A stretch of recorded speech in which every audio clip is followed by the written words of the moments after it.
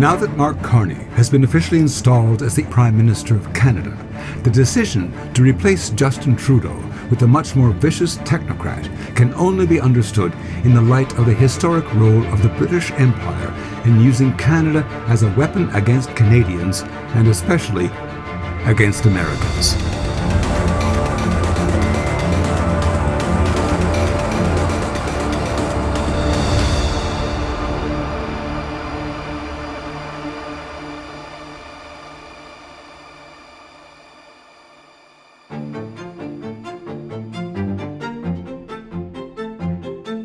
In the 19th century, Canada was recognized as a principal enemy of the USA.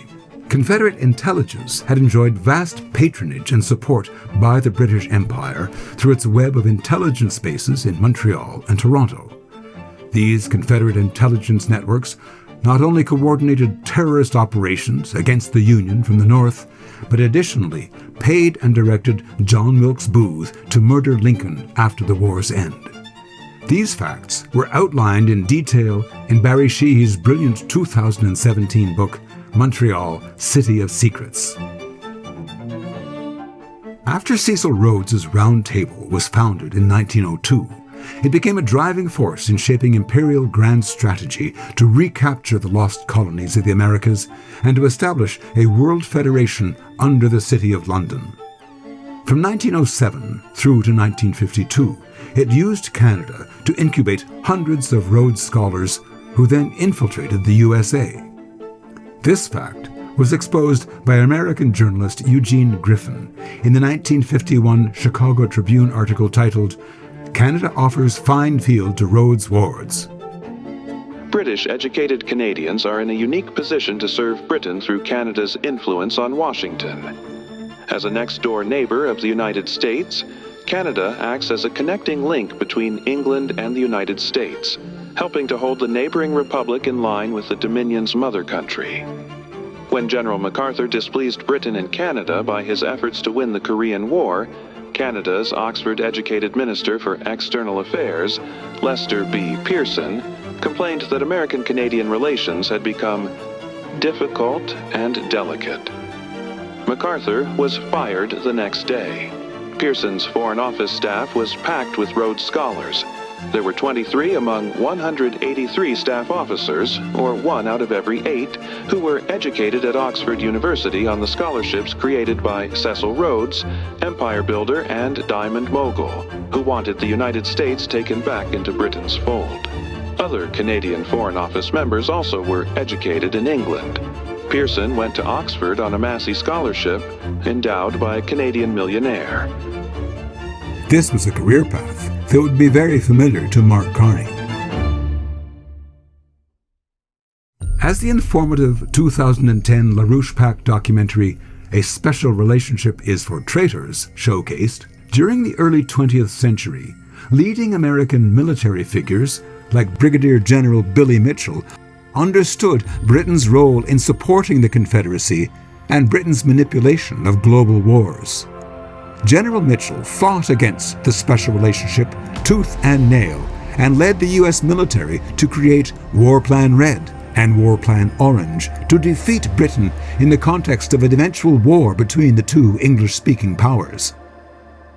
These plans became official U.S. military doctrine in 1930 and were crafted in response to Anglo-Canadian plans to invade the USA that had been drafted 10 years earlier, known as Defense Scheme 1.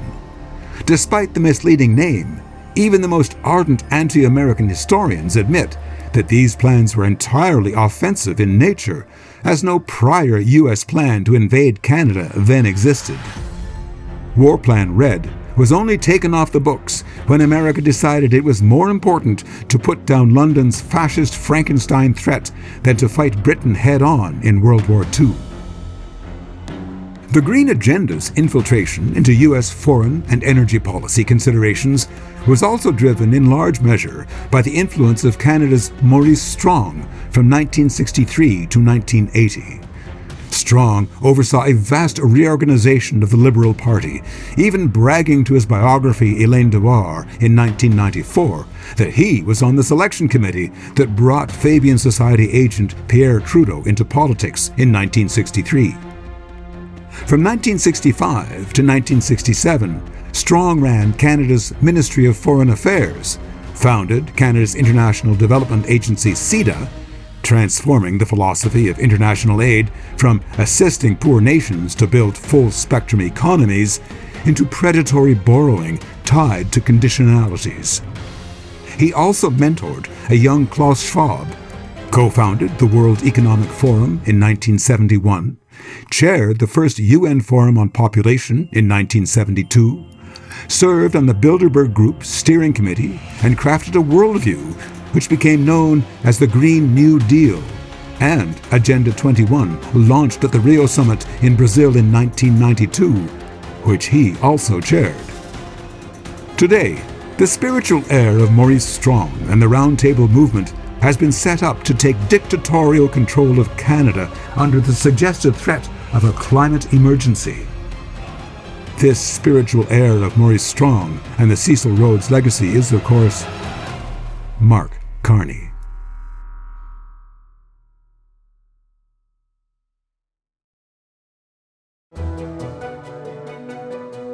Goldman Sachs man Mark Carney has become known as the eco-warrior of central bankers, a title celebrated by Politico in 2019.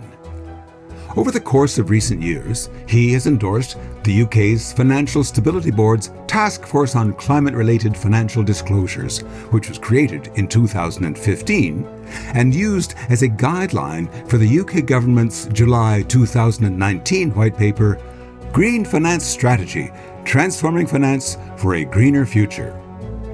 The Green Paper proposed to consolidate the UK's position as a global hub for green finance and positioning the UK at the head of green financial innovation and data and analytics, endorsed by institutions representing $118 trillion of assets globally.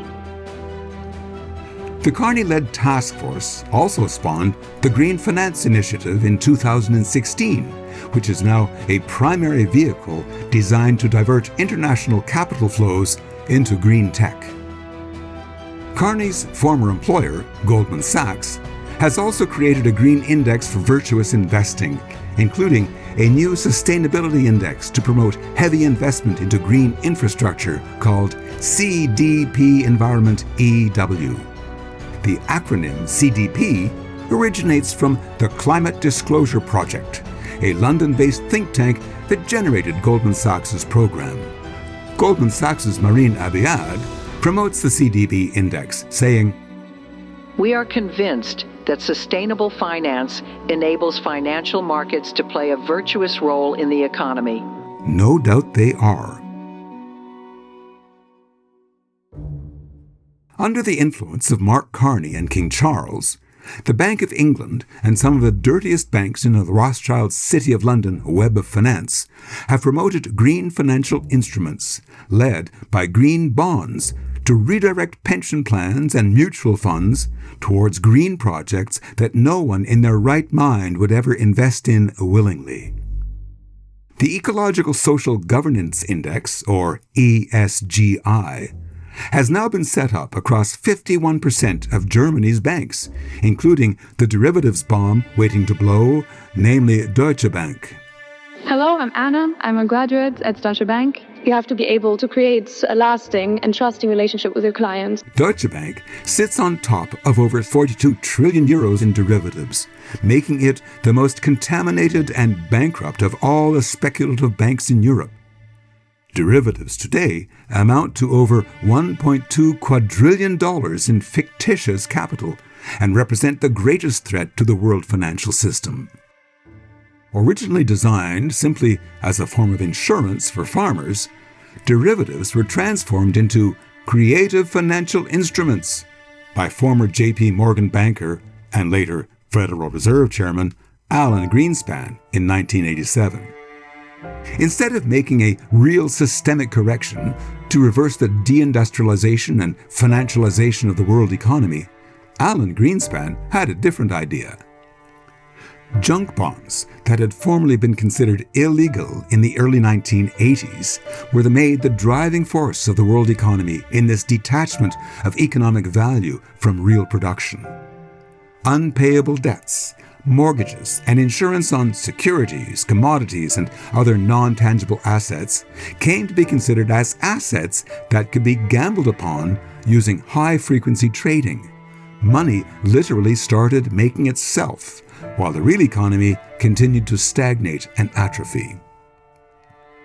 By 1992, derivatives accounted for approximately $3 trillion of nominal value, and by 1999, they had grown to $70 trillion.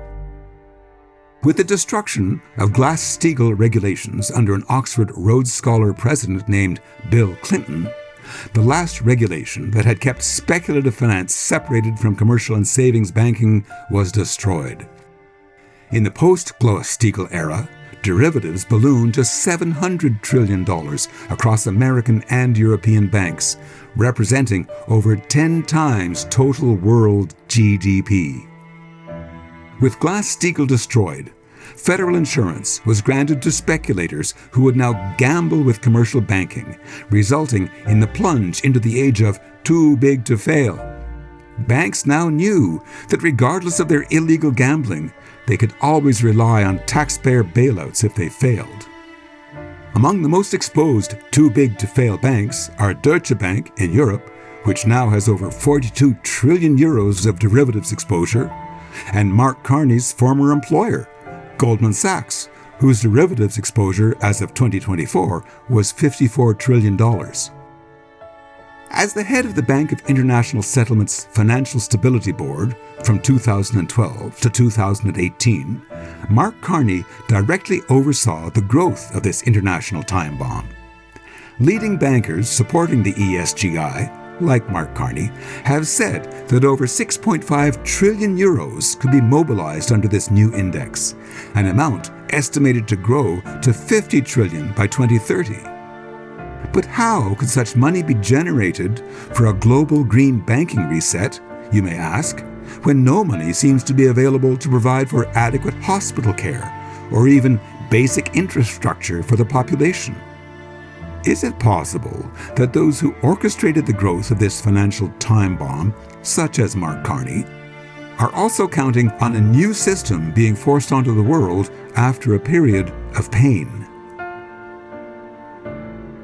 On top of this, the creation of green bonds, which Carney has promoted, runs hand in hand with the bail-in mechanisms which have now been implemented across the transatlantic nations in order to steal trillions of dollars from pension funds, savings, RRSPs, and mutual funds the next time a bailout is needed to prop up the too-big-to-fail banks. After all, they now sit atop a nearly $2 quadrillion derivatives bubble just waiting to blow. The driving force behind the creation of this dangerous international bail-in regime, which became law across Europe and North America, and which professed to avoid bailouts by simply stealing the deposits of savings accounts during future banking crises, was, of course, Mark Carney.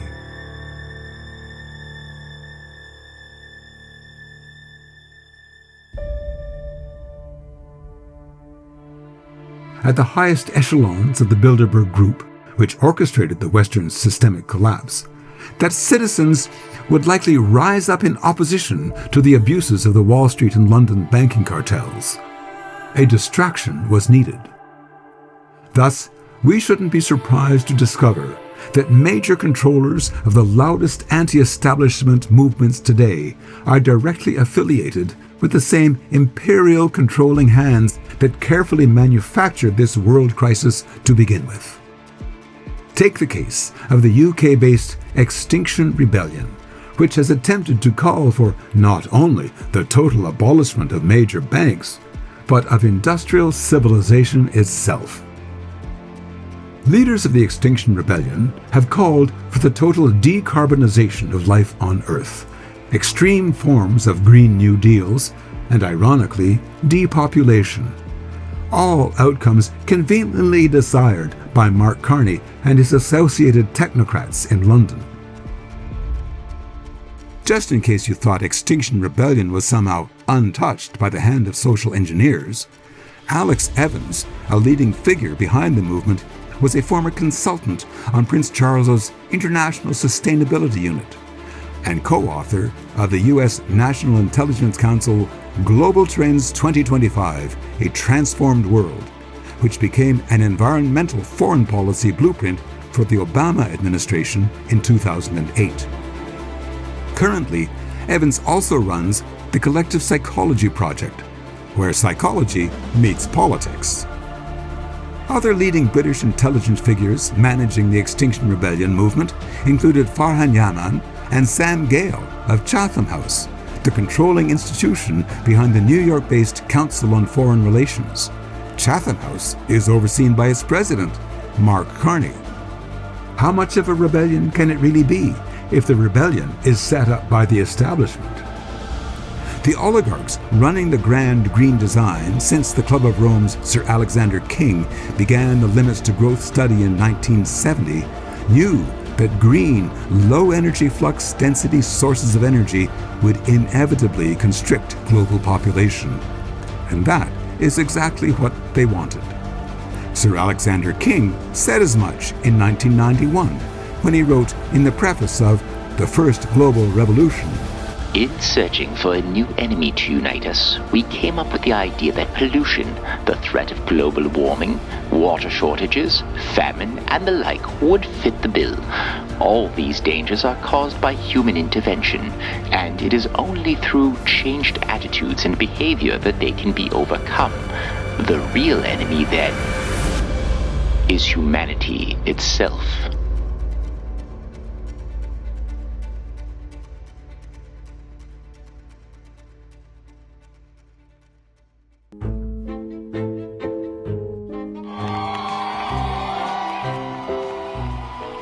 As World Economic Forum trustee and architect of the Green Agenda, Mark Carney has worked closely with King Charles in announcing the Great Reset Agenda and the King's Sustainable Business Initiative set up in 2020. We have a golden opportunity to seize something good from this crisis. Its unprecedented shockwaves may well make people more receptive to big visions of change. And global crises like pandemics and climate change know no borders and highlight just how interdependent we are as one people sharing one planet. He worked closely with Lynn Forrester de Rothschild in setting up the Council on Inclusive Capitalism, which partnered with the Vatican in 2020. As Prime Minister, Carney has alluded to Canada's owners not wishing to join the USA. Having met with the owners of Canada over the course of the campaign last several months, it's not for sale, won't be for sale. He has also made it known that he wants King Charles to take a more active role in shaping Canada's identity, even inviting the King to open the Parliament of Canada by delivering the throne speech, the first time a sitting monarch has done this in nearly 50 years. But who is Mark Carney really, and who does he serve? Who are the owners of Canada to which he refers? The people or other forces? To understand Carney, we must go back to the vision that shaped him, one born not in Ottawa, but in London in 1877. That year, Cecil Rhodes penned a manifesto calling for the extension of British rule throughout the world, and ultimately, the recovery of the United States of America as an integral part of the British Empire. His instrument would not be military conquest, but an elite managerial class trained in British institutions, funded through the Rhodes Trust, coordinated by a small array of think tanks, and spread across the globe as ideological missionaries. In his manifesto, Rhodes outlined the basis of the Rhodes Scholarship program that would soon be created, saying, "Let us form the same kind of society, a church for the extension of the British Empire, a society which should have members in every part of the British Empire working with one object and one idea, We should have its members placed at our universities and our schools, and should watch the English youth passing through their hands. Just one, perhaps, in every 1,000 would have the mind and feelings for such an object. He should be tried in every way. He should be tested, whether he is endurant, possessed of eloquence, disregardful of the petty details of life, and if found to be such, then elected and bound by oath to serve for the rest of his life in his country. He should then be supported, if without means, by the society, and sent to that part of the empire where it was felt he was needed. This was the genesis of the Round Table movement.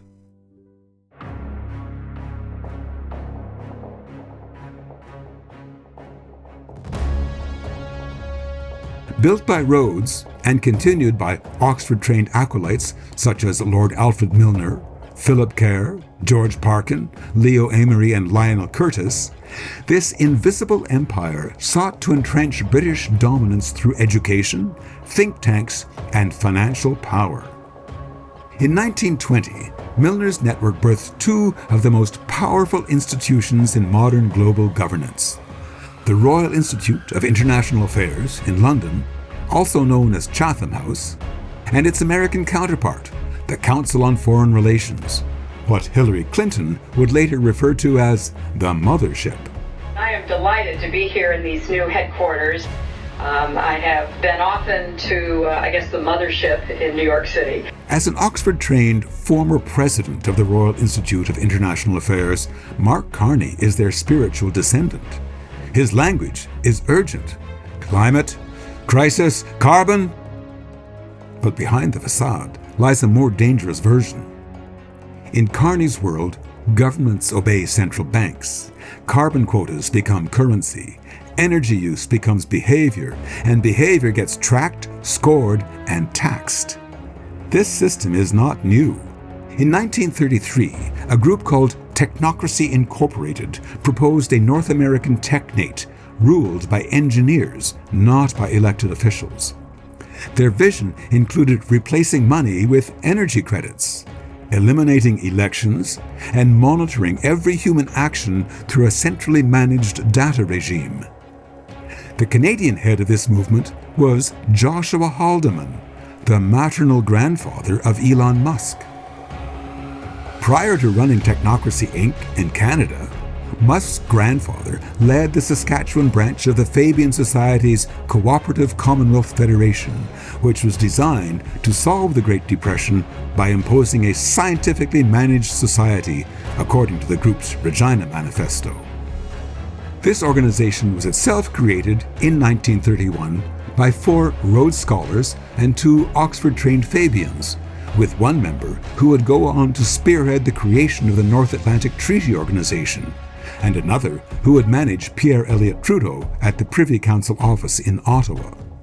Pierre Elliott Trudeau was himself trained by Rhodes Scholars like William Yandell Elliott, and initiated into the Fabian Society under the tutelage of the London School of Economics' Harold Laski. These ideas, control through cybernetic systems, management through data feedback loops, permeated Canadian political life throughout the 20th century. In the 1960s, the Quiet Revolution gutted Christianity from Quebec and replaced it with a new secular order built on systems control and a new technocratic elite, sometimes with French names, but always loyal to British imperial influence. Quebecois Rhodes Scholars, such as Jean Beetz and the creator of the Quebec Ministry of Education, Paul Gérin-Lajoie, worked closely with Pierre Trudeau at the Université de Laval under the influence of Dominican Grand Strategist Georges-Henri Lévesque, where they oversaw this transformation of Quebec governance and culture. Upon being elevated into the position of Prime Minister, Pierre Elliott Trudeau unleashed a wave of cybernetic restructuring throughout the federal government. This included the creation of Environment Canada and the Canadian Club of Rome in 1970, which set the stage for reforming the entire Canadian governance system around a logic of adapting to limits. Among co-founders of this agency, along Trudeau, were Rhodes Scholar Roland Michener, then Governor-General of Canada, Maurice Strong, Rhodes Scholar Alistair Gillespie, and Oxford-trained Mark Lalonde. Rhodes Scholar George Grant, grandson of Rhodes Trust President George Parkin, and uncle of the later Liberal Party controller Count Michael Ignatieff, called it the creation of a universal and homogeneous state, a system where technocrats rule and identity is erased in the name of global governance. Mark Carney and his circle operate in this same tradition. His wife, Diana Fox Carney, is a senior fellow at Canada 2020, the Privy Council think tank that groomed Justin Trudeau and advanced the agenda of North American integration. That same think tank was founded by Privy Councillors John Manley and Thomas Axworthy, both of whom helped draft the 2005 Task Force report calling for a North American Union, adopting a single currency modeled on the euro, a harmonized regulatory regime, and an unelected class of managers ruling across borders. These objectives were never abandoned. They were merely delayed, and today they are resurfacing with new force.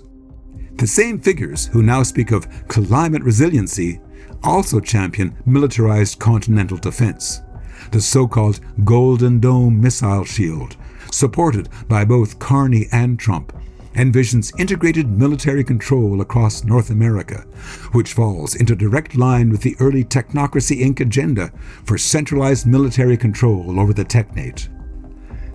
Elon Musk's X project aims to replace traditional banking with a global digital currency platform, tied not to gold or to increasing productive forces, but rather to behavior. The dream of a North American technate, long dismissed as fringe, is being rebranded for the 21st century. While Canada integrates ever more deeply into the control grid of England and the Crown, President Trump has even indicated his openness to accepting King Charles' offer to rejoin the British Commonwealth as an associate member, saying, "I love King Charles. Sounds good to me." Does Trump understand that this is no game, but that a trap has been set which does not involve turning Canada into a republic or joining the USA, but risks having the USA fall into the British Empire? Certainly, Trump's endorsement of Mark Carney's Liberals in the 2025 election, and his tendency to think of the British Crown as something separate from the British deep state, which worked so hard to sabotage his first term in office, indicate some fatal blind spots. But none of this is possible without memory loss, without erasing the fact that these ideas were born in the minds of imperial strategists who never forgave the loss of their American colonies.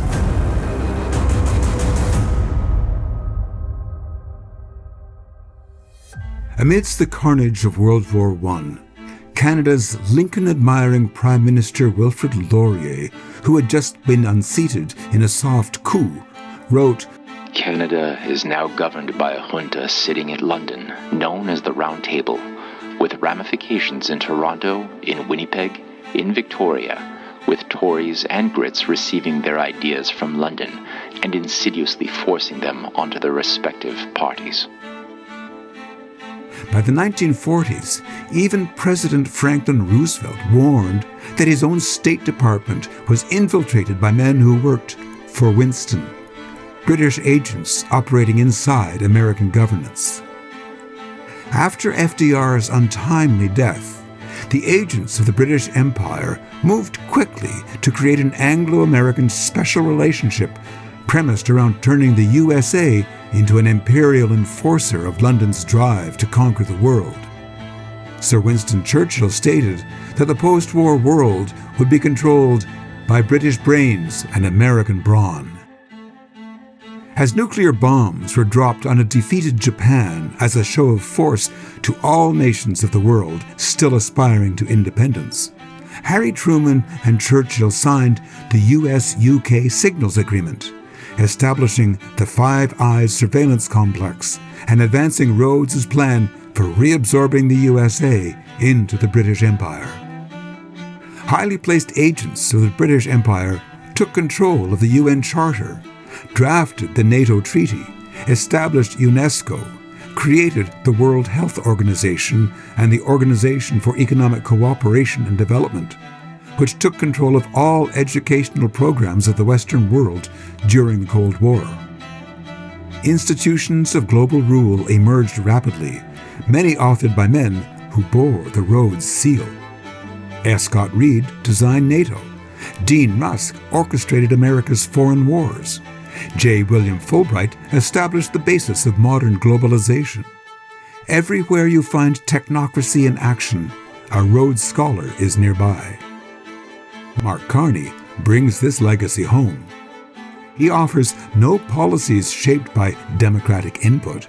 He brings frameworks, tools, and scorecards.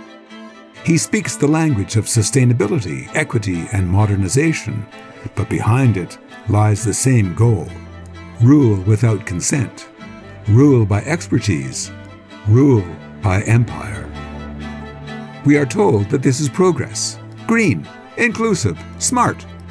But beneath the language of virtue lies a system built to manage people like resources and to penalize any society that resists assimilation into a singular imperial order. This is not governance. It is conquest wrapped in the rhetoric of compassion. Mark Carney is not a break from the past. He is its careful continuation. His pledge of allegiance was not to the people of Canada, but rather to the crown and the heirs of King Charles. I, Mark Carney, do swear that I will be faithful and bear true allegiance to His Majesty, King Charles III, King of Canada, his heirs and successors. I shall keep secret all matters committed and revealed to me in this capacity, or that shall be secretly treated of in council.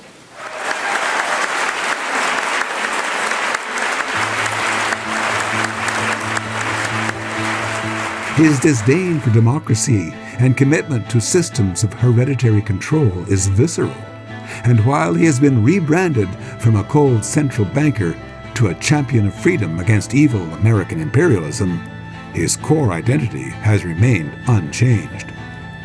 Carney's mission can be found clearly expressed as the fulfillment of the dream of Cecil Rhodes to create a church for the extension of the British Empire and reacquisition of the colonies of the USA. This agenda has involved the slow infiltration of the USA and Canada by generations of agents of empire committed to the overthrow of sovereign nation-states, the undoing of the experiment of 1776, and the establishment of a global control grid under the influence of a renewed technocratic British Empire. Of course, there is still time to turn this ship around and revive the best traditions of the USA amidst the systemic breakdown crisis now underway. There is nothing stopping nation-states from imposing Glass-Steagall bank separation at any time to break up the bankrupt, too-big-to-fail banks before the time bomb blows. Nation-states have the authority to erase the unpayable debts and reorganize the system according to truly human values which increase abundance for all, while encouraging international peace through cooperation with other nations which don't want World War III. There is still time. But without an awareness of this history, of the Rhodes-Milner legacy to revive a worldwide empire, and without a knowledge of these traps that have been set in our path, then any freedom movement will be doomed to fail.